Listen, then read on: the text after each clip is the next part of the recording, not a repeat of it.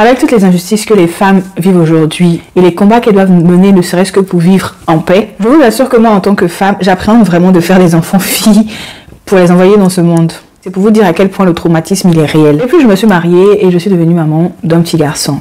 Mais le truc, c'est que je me suis rendu compte en fait de la responsabilité que j'avais encore plus concernant l'éducation de ce garçon et de ce futur homme en devenir. Beaucoup de mamans, de petits garçons, je ne suis pas en train de critiquer, vous faites du bon travail, chacun a sa façon d'éduquer un enfant. Je me rends juste compte que beaucoup de mamans éduquent leurs petits garçons pour qu'ils restent des chouchous, des princes, les fils à maman à vie. Et elles oublient que ces garçons-là deviendront plus tard des adolescents, des adultes, des époux et des pères de famille.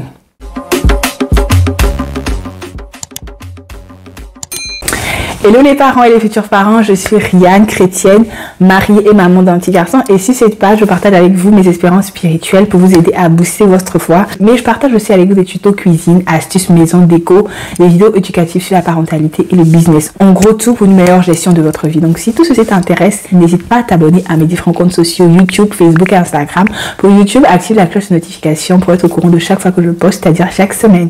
Dès notre plus jeune âge, nous les filles, on nous apprend à être de bonnes épouses, à s'occuper bien de nos foyers. Déjà, même au sein de la maison, on nous impose de nous occuper de nos frères, de bien les servir, ce genre de choses. On nous apprend le sens du sacrifice dans le foyer, à se taire, à accepter, à supporter beaucoup de choses. On nous formate depuis l'enfance à se comporter comme une femme devrait se comporter dans un foyer. Et au contraire, nos frères, pour ceux qui ont des frères, on voit que l'éducation est carrément différente. Les tâches qui ne sont pas les mêmes, la façon de traiter les garçons ne sont pas les mêmes. Il y a une différence de traitement déjà dans le foyer, déjà en tant qu'enfant. Et ça, je trouve que pour ma part, ce n'est pas une bonne chose. Le truc, c'est que plus tard, ces mêmes parents qui ont des filles espèrent que ces filles-là trouvent des bons maris, qui les soutiennent, qui les aident, qui les comprennent. Mais la plupart du temps, ce n'est pas ce qui se passe. Mais je vais vous poser une question. Où voulez-vous que ces femmes-là ou vos filles-là trouvent ce genre d'hommes si les parents de ces hommes-là ont suivi le même schéma que vous? De la manière vous avez élevé vos garçons, c'est comme ça que d'autres parents aussi ont élevé les garçons. Donc, pourquoi est-ce que vous voulez qu'il y ait des hommes différents pour vos filles?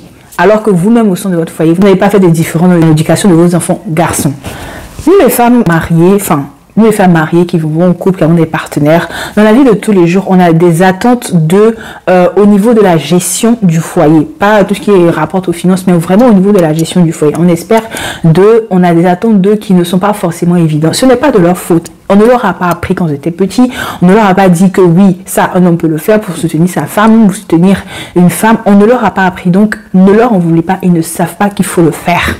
Donc, mettez-vous à la place de la future femme qui va épouser votre fils si vous faites la même erreur que vos beaux-parents ont fait avec l'éducation de votre fils. Votre fils sera et restera à jamais votre fils. Mais n'oubliez pas que normalement, pour le restant de sa vie, quelqu'un d'autre devra le supporter. Il faut faire en sorte que vous puissiez vous arrêter devant cette personne pour lui dire, ah, éduque tes enfants comme ça. Parce que quand elle voit la manière dont vous avez éduqué votre fils, elle n'a rien à redire. Voilà. Il y a beaucoup de belles-mères qui n'hésitent pas à dire à leur belle-fille, et fais ton fils comme ça, ton fils n'est pas ceci, ton fils n'est pas cela. Alors que elle-même, leur enfant, qui est adulte, qui est dans la maison, n'est vraiment pas une personne félicitable. Il est donc très important aujourd'hui de changer certains points de l'éducation de nos garçons. Premièrement, apprendre à nos garçons à s'exprimer, à exprimer leurs émotions pour être bien plus précis. Lorsqu'un garçon, enfin un petit garçon commence à grandir, il a 10 ans, 8 ans, 9 ans, il a une mauvaise émotion, lui a fait quelque chose et qu'il se met à pleurer, papa ou maman va lui dire, on ne pleure pas comme une fille, un garçon ça ne pleure pas, un garçon ça fait ceci, on se dit qu'on est en train de l'endurcir comme ça et que c'est comme ça qu'un homme devrait être, alors que ce n'est pas une bonne chose. Aujourd'hui, combien d'hommes sont en souffrance dans leur foyer parce qu'ils ont appris à intérioriser leurs sentiments. Ils n'ont pas appris à parler, ils n'ont pas appris à expliquer pour dire, ah là je ne vais pas bien, aujourd'hui je ne suis pas bien, j'aimerais ton aide, j'aimerais que tu m'aides sur ça. Beaucoup d'hommes, en fait, ils vont se dire, si je parle, je serai vu comme un faiblard, je serai vu comme un incapable et je ne veux pas être vu comme un incapable. Je suis l'homme, je suis le roc, je suis celui qui porte la famille. Mais combien, je vous dis, combien d'hommes sont en souffrance dans leur foyer parce qu'ils ont tellement de charges financières, ils portent à bout de bras la famille, la pression au travail, les choses de la vie, mais ils ne peuvent pas parler, ils ne peuvent pas le dire de peur qu'on les juge mal.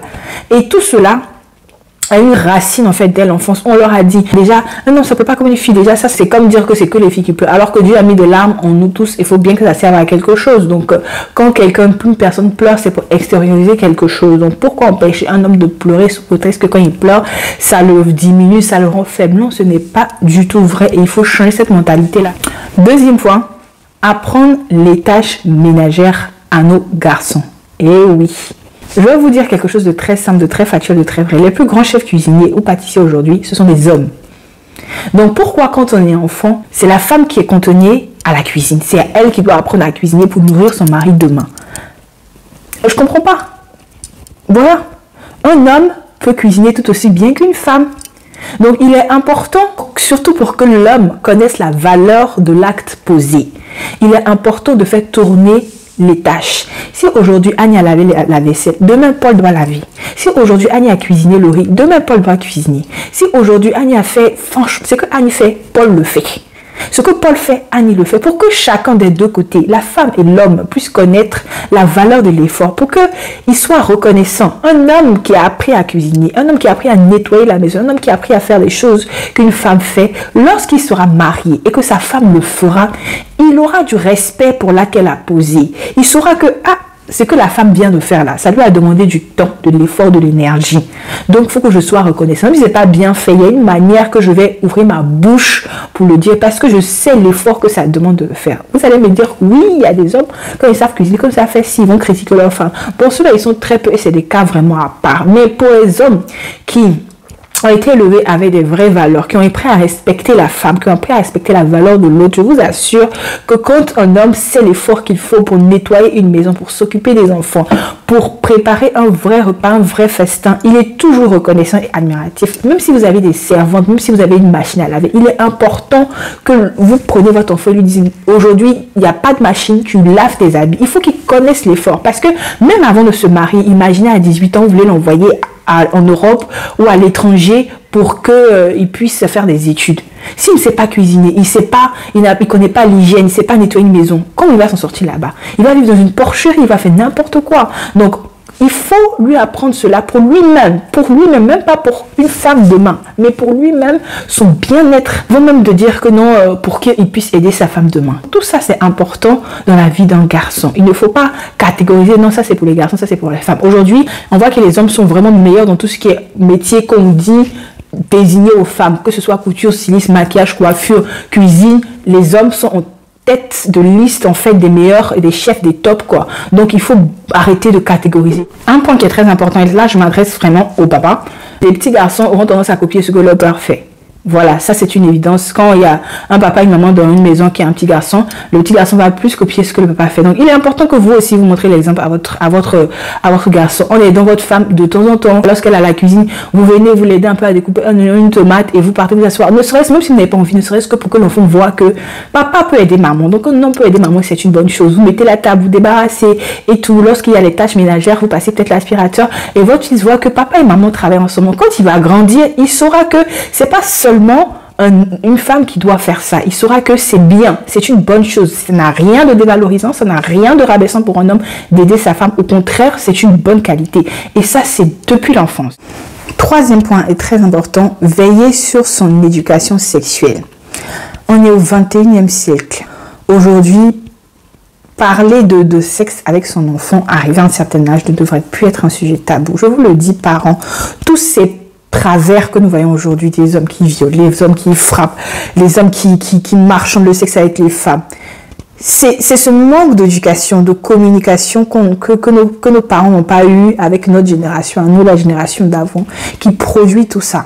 La honte, le sujet tabou qu'on n'arrive pas à parler avec nos enfants. Si vous ne le faites pas, c'est la société qui va le faire et de façon très négative. De la même manière qu'on dit aux filles, protège-toi, préserve-toi. Et que surtout les parents chrétiens mettent une certaine pression à la femme. L'abstinence, ne cherche pas des garçons pour ton mari. Il faut mettre la même pression à nos petits garçons. Parce que la Bible dit que votre corps est le temple du Saint-Esprit. Il n'a pas dit le corps de la femme est le temple du Saint-Esprit. Il a dit votre corps est le temple du Saint-Esprit. Donc il s'adresse à l'homme et à la femme. Donc il est important, la même pression d'abstinence qu'on met sur la femme, il est important de la mettre sur l'homme. Il faut arrêter de faire croire que les hommes sont des animaux et qu'ils ne peuvent pas se maîtriser et qu'ils ne peuvent pas rester là sans courir après les femmes. Non, moi je crois qu'il y a des hommes qui savent se tenir, qui savent rester fidèles. Si un homme respecte son corps, il a conscience de la valeur de son corps, il respectera forcément le corps de la femme qui est devant lui. Voilà. Très tôt, les enfants sont exposés au sexe dans les écoles. Aujourd'hui, ils ont des smartphones. Ils regardent la télé très tôt, à 8 ans, 9 ans, ils sont exposés à cela. Donc, pourquoi cacher quelque chose qu'ils finiront indubitablement par savoir? Maman, papa, asseyez-vous tous les deux. Parlez à vos enfants sur l'importance du sexe, l'importance du corps de la femme. Comment il doit respecter la femme? Qu'est-ce que c'est que la femme? Pourquoi il ne doit jamais forcer une femme? Qu'est-ce que c'est que le consentement? Oui, non. Quelles sont ses limites? Il faut lui apprendre cela dès le bas âge parce qu'on voit tellement les grossesses en milieu scolaire, 6e, 5e, 4e déjà, on le voit. Donc pourquoi attendre 20 ans, qu'il ait 30 ans, où il connaît tout de la vie, il a fini de lire tous les magazines pornographiques? Non. Et toujours pour finir, priez pour vos garçons, priez pour vos hommes, priez afin que Dieu vous donne la sagesse et le discernement de conduire ces enfants-là sur le bon chemin. Car comme moi, j'aime à le dire, les vrais parents de ces enfants-là, c'est Dieu. Nous ne sommes que les tuteurs sur la terre. Donc, il faut vraiment demander à Dieu le discernement et la sagesse de les conduire sur la destinée, le chemin que Dieu a pour eux. J'espère que cette vidéo vous a plu. N'hésitez pas à me dire en commentaire ce que vous avez pensé, à donner votre point de vue, toujours dans le respect de l'autre. Je vous dis que Dieu vous bénisse et à la semaine prochaine. Bye!